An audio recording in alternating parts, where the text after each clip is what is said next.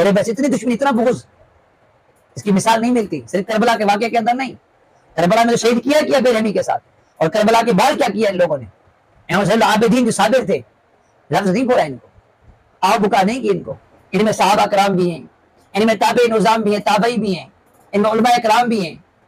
हाँ, बहुत सारे लोग इसमें हारे गए। फिर बदबख्तों ने जो है इनको लेकर एक बहुत बड़ी इमारत थी, उस पर आपको जो है। अल्लामा साहब, वाक़या करबला उसे तो हर कोई बयान करता है, बयान करना भी चाहिए। इस तरह जो है हज़रत इमाम हुसैन और पूरे ख़ानदान को बेदर्दी से जो है शहीद कर दिया गया, इस पर थोड़ा सा बयान फरमाएं। ये किताब मेरे पास, मैं बयान भी करता हूँ मुख्तसर। इस किताब के अंदर भी तफसीली बयान है, हो सके तो इसको आप पढ़ लीजिएगा, अच्छी किताब है। और मैं मुख्तसर बयान करता हूँ कि कूफियों ने जब खुतबे लिखे ना, यजीद से तंग आकर इमाम हुसैन पाक को कि आप आए, हम आपकी बैत करेंगे, यजीद ज़बरदस्त से बैत करवा रहा है हमसे।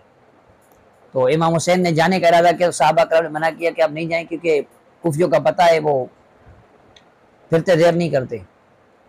तो 4000 या 40,000 खुतूत आपके पास आए थे। ये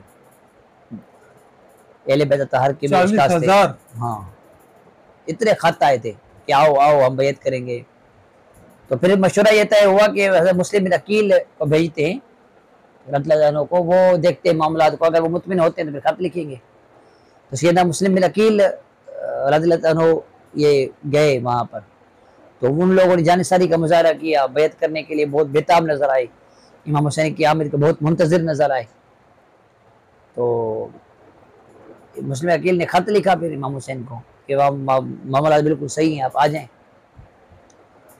फिर जब ये इमाम हुसैन को ख़त गया तो इमाम हुसैन वहाँ से रवाना हुए, और मोहम्मद मनफिया को भी वसीयत की थी कि मैं जा रहा हूँ, अमानत कर नहीं जा रहा कि मुझे कोई अमीर बनाया जाए, बल्कि मैं तो दीन के लिए जा रहा हूँ, वो लोग चाह रहे हैं।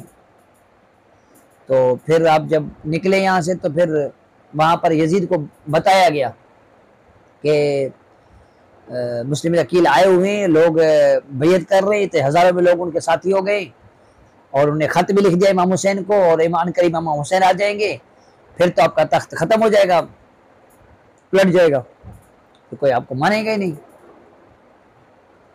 तो यजीद क्योंकि आना और जिद में आ चुका था, तो उसने उबैदुल्लाह बिन ज़ियाद को भेजा लालच देकर कि तुम जाओ मामले को संभालो। तो उबैदुल्लाह बिन ज़ियाद जो थे वो बदबख्त इंसान था, वो औलाद के अंदर आया और फिर लोगों को प्रेशर करना शुरू किया, उनके बच्चों को, बूढ़ों को, औरतों को कैद कर दिया, और ये हुक्म जारी किया कि अगर मुस्लिम अकील को छोड़ते नहीं हैं ये लोग तो इनको ज़िबा कर दो या इनको जला दो। तो लोगों को अपने जो ज़ाहिर है घर वालों ने जब आओ बुका की तो लोग मजबूर होकर पीछे जाने लगे, जो वादे किए थे ना तन मन धन कुर्बान कर देंगे, अब वो लोग मुस्लिम अकील का साथ छोड़ के घरों को रवाना हुए। और ज़ियाद ने कहा था कि उबैदुल्लाह बिन ज़ियाद ने कहा था कि जो उसको पनाह देगा अपने घर के अंदर, खाना खिलाएगा, उसको भी मैं कत्ल कर दूंगा, उनके बच्चों को भी कत्ल कर दूंगा, इसी धमकी दी थी। लोगों ने मुस्लिम अकील का साथ छोड़ दिया, तो तीन तनहा रह गए। फिर बदबख्तों ने जो है इनको लेकर एक बहुत बड़ी इमारत थी, उस पर आपको जो है तलवार लगा के शहीद किया गया था। लेकिन नीचे बहुत मजमा था, लोगों तमाशे तो बहुत थे, लेकिन कोई मददगार नहीं था। मुस्लिम अकील को तो इमाम हुसैन का ज़्यादा फिक्र थी कि वो आएंगे, उनको तो ख़त लिख दिया है, लेकिन इन लोगों ने मेरे साथ दगा किए, मुतमिन करके ख़त लिखवा के अब उसके बाद इन्होंने ये काम किया है। इमाम हुसैन आए, और मंजिलें हैं, हर मंजिल पर उनको अलग अलग मामलात हैं। तो ख्वाब भी देखते हैं, अली अकबर पूछते बाबा आप क्यों रो रहे हैं, तो फरमाते कि मुझे ये ख्वाब में दिखाया गया कि आप लोग शहीद हो जाओगे, ये वो मामला पूरे वाक़यात हैं। फिर करामतों का भी ज़रूर होता है बीच में रास्ते में। तो ये फिर आते हैं, फिर करबला के मैदान में, करबला के मैदान के अंदर जो है इनको रोक दिया जाता है कि आप आगे नहीं बढ़ सकते। इमाम हुसैन कहते हैं यजीद से बात करनी है, लेकिन वो कहते हैं नहीं। उबैदुल्लाह बिन ज़ियाद और अमर बिन साद ये जो लोग थे बहुत सख्त आदमी थे और लालची थे, अंधे हो गए थे लालच के अंदर। तो हज़रत हुर भी आए थे, ये भी यजीद के तरफ से आए थे, पानी बंद किया था आके, लेकिन हज़रत हुर को अल्लाह पाक ने तौफीक दी, फिर इमाम हुसैन की तरफ वो आ गए थे और इमाम हुसैन के लश्कर के अंदर यजीदी को ख़त्म करते करते शहीद हो गए थे। अल्लाह पाक ने उनको हिदायत दी, लेकिन ये उबैदुल्लाह बिन ज़ियाद, अमर बिन साद वगैरह जो है, मुख्तार सफ़ी वगैरह, इनको ये तौफीक नहीं मिली, ये बदबख्ती मरे। तो इन लोगों ने सख्तियाँ की इमाम हुसैन पर और ख़त लिखे धमकियाँ वाले के, आप या तो बैयत करें या फिर शहादत के लिए तैयार हो जाएं। इमाम हुसैन ने कहा था कि मुझे वहाँ भेजो, यजीद के पास नहीं भेजा। उन्होंने कहा कोई जहाद के लिए हम चले जाते हैं यहाँ से, नहीं, उन्होंने कहा बैयत ही करनी है। तो फिर इमाम हुसैन बैयत पर राजी नहीं हुए, पानी बंद कर दिया। उनका हो सकता है मजबूर होकर बैयत करें, खाना पानी बंद कर दिया, लेकिन अहले बैत अता ने सब्र किया और सब्र की मिसाल कायम की। पानी बंद कर दिया फिर भी बैयत नहीं की, तकलीफ बर्दाश्त की। कहना आसान है, जिनका पानी खाना बंद हो उनको पता होता है तकलीफ कितनी होती है। और गर्मी हो, हाँ, और करबला के मैदान में गर्मी हो, गर्म इलाके के अंदर बंदे को रोका जाए, ना आगे बढ़ने दिया जाए ना पीछे, मजबूर किया जाए। उनको मजबूर किया गया। हजारों का लश्कर था यजीदियों का, हजारों का। और वही कुफी लोग जिन्होंने खतूत लिखे थे ना हजारों में कि हम तन मन धन कुर्बान करेंगे, इमाम हुसैन को खत दिलाते थे याद कि तुमने खत लिखा था, आज मैं आया हूं तो मेरे साथ ये कर रहे हो। तो ये बंदे जो तलवार ऊपर कर नीचे गर्दन कर लेते थे, बदबख्त लोग। कहते हम बस, कहते मजबूर है, ये वो मसला है, इमाम हुसैन का साथ नहीं देते। वही लोग खत लिखने वाले दुश्मन बन गए और हर चीज़ अहले बैत की बंद कर दी। उसके बाद जो है इमाम हुसैन ने तो बहुत चाहा, लेकिन उन्होंने नहीं माना। अहले बैत कुरान की तिलावत करते, नमाजें पढ़ते, फिर उनको ये था कि बस फैसला हो जाए। हालांकि तकलीफ तो इनको थी, उनको क्या, उनको पानी मिल रहा था, खाना सब कुछ मिल रहा था, लेकिन उनको लालच, अंधे हो गए दुनिया में। और वहां से यजीद की सपोर्ट थी। और फिर जो है, अब कुछ लोग कहते हैं ना यजीद को पता नहीं था। पता क्यों नहीं था यजीद को? ये कैसे हो सकता है?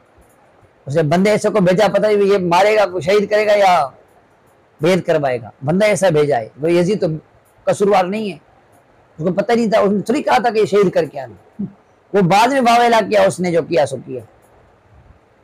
फिर जो है, क्योंकि ये जो उबैदुल्लाह बिन ज़ियाद जो भी काम करता, मशवरा करके करता था।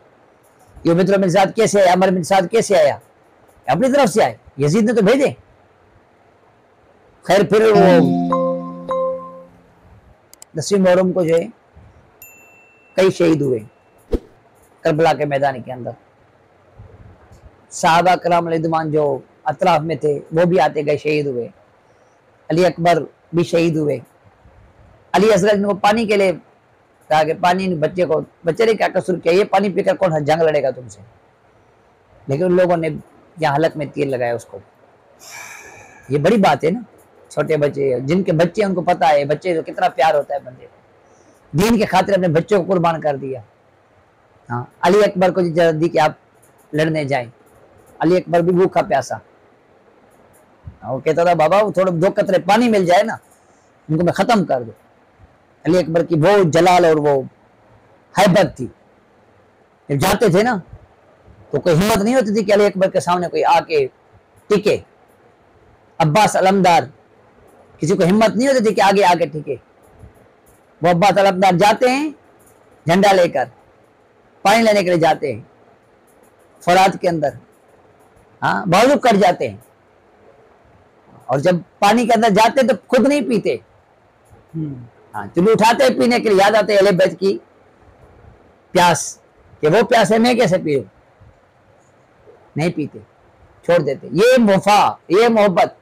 बंदा 3 दिन का प्यासा है, फरात के अंदर खड़ा है, 2 घूंट तो पी लेना बंदा, क्या मैं प्यास तो बुझा लूं। अपने सोच में ये तो गुमान करेगा प्यास बुझा के इनको मैं खत्म करूं, ताकत पैदा होगी जंग करने की। नहीं, ये ईमान है उनका कि उन्होंने ना नहीं पानी पिया। लेकर आए, लेकिन उन लोगों ने अब्बास अलमदार को भी शहीद कर दिया, अली अकबर को भी शहीद किया, अली असगर को भी शहीद किया। जो भी जाता जाता रहते, इमाम हसन पाक के बेटे थे अबू बकर, उमर, अब्दुल्ला, इनको भी शहीद किया। लेकिन ये लोग इनको बयान नहीं करते क्योंकि उनका नाम उस्मान था, उमर, अबू बकर था ना। इन लोगों की दुश्मनी ऐसे है कि ये उनको भी बयान नहीं शहीद हुए करते। उसी जी करबला। जी, और उनके नाम बस अबू बकर, उमर, उस्मान थे ना, इसलिए नाम नहीं लेते। मौला अली के जो बेटे थे उनके नाम भी अबू बकर के नाम पर था ना, उमर के नाम पर था ना, ये लोग जिक्र नहीं करते उनको। इमाम हसन पाक, हुसैन पाक की औलाद में थी, अबू बकर, उमर के नाम थे, उस्मान के नाम थे, ये लोग जिक्र नहीं करते। आप कब शेरा देखे तो सही, मौला अली के बेटों के नाम, इमाम हसन पाक के बेटों के नाम, हुसैन पाक के बेटों के नाम, उनकी औलाद के नाम अबू बकर, उमर, उस्मान के नाम पर आते हैं। तो वो भी शहीद होते हैं। इमाम हसन की औलाद भी शहीद होती है, इमाम हुसैन की औलाद भी शहीद होती है। और दीगर जो मोहब्बत करने वाले लोग, ये नहीं कहते अतलाफ में लोग थे तो जो वो भी आते इमाम हुसैन पर कुर्बान होते। वो जिनको पता चलता है इमाम हुसैन है, ये नबी पाक सल्लल्लाहु अलैहि वसल्लम है, तो वो लोग भी आगे कुर्बान होते हैं। ये अल्लाह जिनको तौफीक दे ना। बिल्कुल। तकरीबन मेरे पास नाम थे, मैं आपको यासिर भाई दिखाना चाहूंगा। ये देखें यार, ये देखें, ये वो अशखास हैं जो करबला के अंदर शहीद हुए। ये वो अशखास हैं जो करबला के अंदर शहीद हुए। ये वो अशखास हैं जो करबला के अंदर शहीद हुए। ये वो अशखास हैं जो करबला के अंदर शहीद हुए। ये वो अशखास हैं जो करबला के अंदर शहीद हुए। ये वो अशखास हैं जो करबला के अंदर शहीद हुए। पूरी हिस्ट्री है ये सारे शहीद हुए। 72 नाम लेते, 72 कुर्बान हुए अहले बैत के। हाँ, इनमें सहाबा कराम भी हैं, इनमें ताबे निज़ाम भी हैं, ताबई भी हैं, इनमें उलमा कराम भी हैं। हाँ, बहुत सारे लोग इसमें, इनमें सहाबा कराम भी हैं, इनमें ताबे निज़ाम भी हैं, ताबई भी हैं, इनमें उलमा कराम भी हैं। हाँ, बहुत सारे लोग इसमें शामिल हैं जो करबला के मैदान के अंदर इमाम हुसैन के कदमों पर अपनी जान को कुर्बान कर दिया। अल्लाह ने इनको तौफीक दी। और वो बदबख्त जो खुद को क्या कहने वाले, नमाज़ पढ़ने वाले, कलमा पढ़ने वाले, हाँ, वो इनको शहीद कर रहे। और फिर शहीद नहीं कर रहे, सिर्फ नमाज भी जो है इज्जत इमाम हुसैन के पीछे पढ़ने, नमाज उनकी अपनी भी पढ़ते थे, कायम करते थे, इमाम हुसैन के पीछे नहीं पढ़ते थे। तो मसला ये था कि ये जो बदबख्त लोग थे, इतने बदबख्त थे, इमाम हुसैन को भी शहीद किया। हाँ, इमाम हुसैन को भी शहीद किया। उसके बाद भी इनके अंदर जो वो थी ना, क्या कहते हैं, मुनाफकत कहूं या अदावत कहूं, दुश्मनी कहूं, वो खत्म नहीं हुई। खेमों की आग लगा दी, समझे। और आजकल जो चाहने वाले हैं ना, वो आग लगा उसमें कूदते। अरे ये तो उनका काम था, यजीदियों का। तुम ये काम क्यों कर रहे हो? ये छुरे मारना, ये काम करना, ये तो उन्होंने किए, इमाम हुसैन ने तो नहीं किए। इमाम हुसैन ने सब्र किया। उन लोगों ने भी पाक बीवियों के जो बालियां वगैरह वो छीन ली, रस्सों से बांध कर इनको जो है ना शाम के बाजारों में घुमाया गया, अहले बैत को। हाँ, किसी की माँ बहन को अगर ऐसे घुमाए कोई बांध दे, तकलीफ दे, 3 दिन के भूखे प्यासे, हाँ, जिनने अपने बच्चों को, अपने क्या कहते हैं जो औलाद है उनको, और अपने शौहर को जिन्होंने शहीद होते देखा अपनी आंखों से, हाँ, उन लोगों को बजाय कोई वो करने के, तसली देने के, जुल्म और जबर के साथ उनको बांध कर रस्सियों से, चल नहीं सक रहे थे फिर भी उनको जबरदस्ती अजीत तकलीफें देकर उनको चलाया गया शाम के बाजार के अंदर, उनको ठहराया गया, वहां पर तमाशा बनाया गया, लोगों को जमा किया गया। देखो ये अरे बस इतनी दुश्मनी, इतना बुग़्ज़, इसकी मिसाल नहीं मिलती। सिर्फ करबला के वाक़े के अंदर नहीं, करबला में तो शहीद किया बेरहमी के साथ, और करबला के बाद क्या किया इन लोगों ने। आबिदीन जो साबिर थे, लफ्ज नहीं बोला इनको, आओ बुका नहीं की इनको, फरियाद नहीं की इनकी, किसी ने फरियाद नहीं की, चुप हो गए। तकलीफ का एक वो होता है, एक ये भी हद होती है कि बंदा चुप हो जाता है, इनकी तकलीफ की याद थी कि चुप हो गए। ज़ैनुल आबिदीन नबी पाक बारगाह में जाते तो अशार जिक्र करते हैं, दास्तान जिक्र करते हैं, उसके बाद कुछ नहीं जिक्र करते, खामोशी में ज़िंदगी बसर करते हैं, अल्लाह के इताअत में ज़िंदगी बसर करते हैं। अपनी आंखों से देखी हुई चीज़ें थी। बात समझे? मैंने मुख्तलिफ शार बताया, बाकी तफसील इस किताब के अंदर इंशाल्लाह पढ़ेंगे, तमाम इंशाल्लाह आपको मज़ा आएगा। और भी किताबें हैं, सवाइक मुहर्रिका वगैरह के अंदर भी सवाल जवाब हैं, और तो फैसना शरिया के अंदर भी है, और सैफ मसनून के अंदर भी है, और किताबें भी हैं जिसके अंदर फ़िक़्ह जाफ़री आए, अक़ाइद जाफ़री आए, और इस तरह की किताबें जो है उसको पढ़ना चाहिए बंदे को। जज़ाकल्लाह।